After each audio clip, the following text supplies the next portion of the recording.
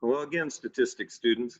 In this video, we're going to learn about stem plots, sometimes called stem and leaf plots. Let's take a look at this stem plot. Now, I'm not really trying to bag on you here. This slide was made before we ever decided to shut down schools, back when we actually did go to homecoming. But we're looking at the prices of homecoming dinners, and here's 6 prices of homecoming dinners in dollars. So what we do with a stem and leaf plot or a stem plot is we do whatever rounding we need to do with the numbers, and there's none needed here, so that you can split these numbers up into 2 parts, a stem and a leaf. Write this down, very important. The leaves can only be one digit. So we draw a vertical line, and the stem goes over here, the leaf over here. So 135, the stem is 13 because the last digit is the leaf, and that's the 5. So this 5 over here represents $135. This 7 represents the $137. Here's the stem of the 130. Here's the 7 for the 137. This one's the $142, the 148, 149, and 150. Some key things to note about stem plots. First, for each stem, the smallest data point goes closest to the stem, and you work your way out. So that's why 5 is closest, then 7, 2, 8, 9. You got to have a title. Anytime you do a graph, you have to have a title so people know what they're looking at. And in this case, you have to have a key. What does 135 mean? Well, 13 bar 5 means $135. So again, the key components of a stem plot, got to have your title and your key. Your stem can be as many digits long as you need to, but your leaves can only be 1 digit apiece.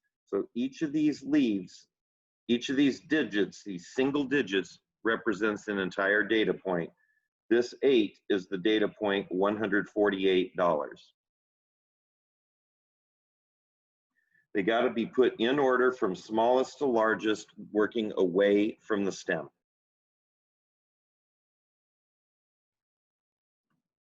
So that is our first stem plot. Let's take a look at another one. Here we have some high achieving students with some high GPAs. If we want to make a stem plot out of it, you'll notice that I probably should have, if each one of these data points represents, each one of these digits represents a single data point, everything over here, you don't put 3.6, that's just not how the stem plot works. You just put 36, and then over here in the key, you tell people how to read it. So this 2 represents the GPA 3.62. This 8 represents the GPA 3.68, etc.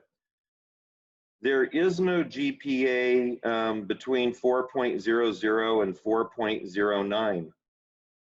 You must leave the gap. Sometimes the gaps are the most important things on a graph. It's like, well, why isn't there data there? You can't just ignore that and run this up here. You must show the gap. Sometimes gaps indicate outliers, and we want to see the gap. We want to see how big the gap is, so we can determine if something's an outlier or not. One of the nice things about a stem plot is they're kind of a sideways quickie histogram. If you turn it this way, here you can think of each of these as your intervals, and then how many data points high, that's your frequency. The one thing that a stem plot gives you that a histogram does not is the actual value of the data points. A frequency histogram would only show you that there were 2 data points. in this interval. But with the stem plot, we know what those two data points are.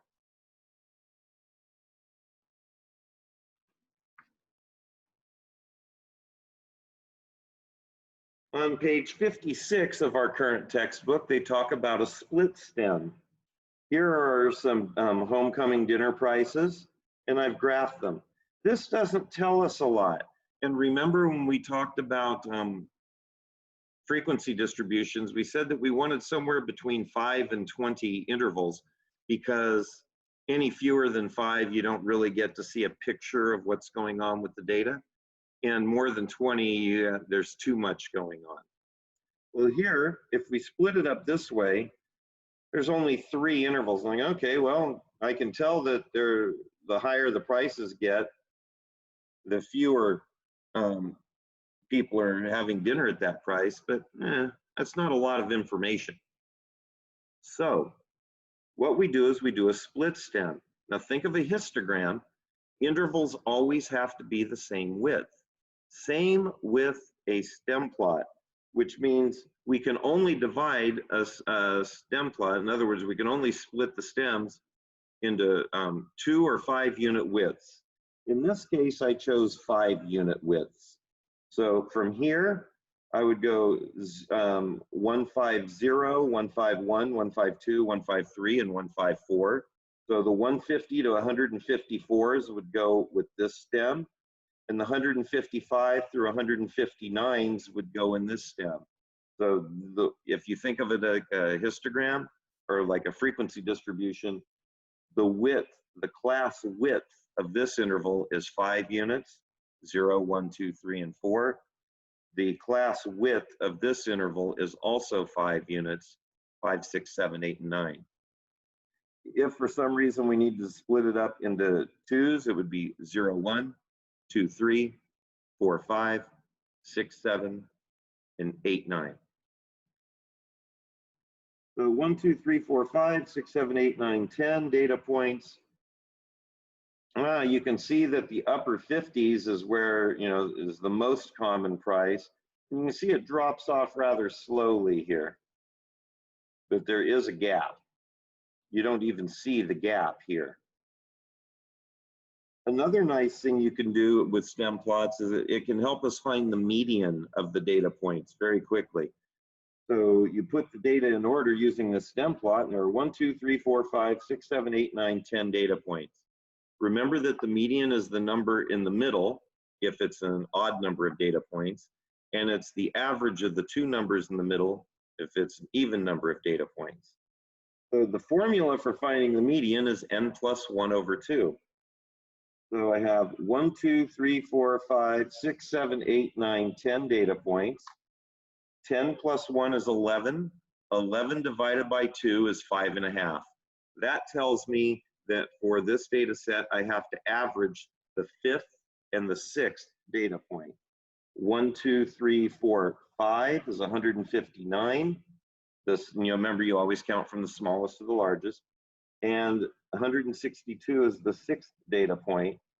So my median dinner price is $160.50. That means that half of the dinners are less than that amount, half are more.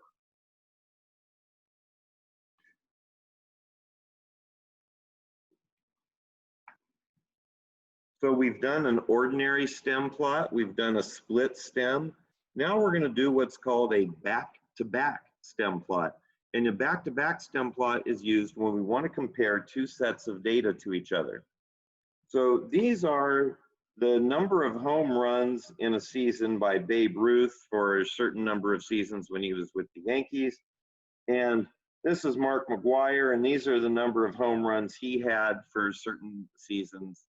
I don't even remember who team he was on. Baseball is just not my thing. So we want to compare these and see, who's more. Let's just see what the data look like, and then we can start making comparisons about the two. Oh, I have some data right here. For Babe Ruth's home runs, these are the number of home runs that Ruth scored in his 15 years with the Yankees from 1920 to 1934. And Mark McGwire was with the Cardinals. I knew it was with a team that had red on it. from 1987 to 1998. So let's do a back-to-back stem plot of that data.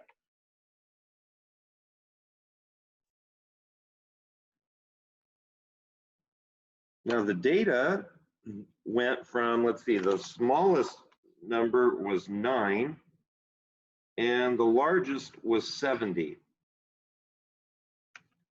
So my stems have to go from 0 to 7. Now ordinarily,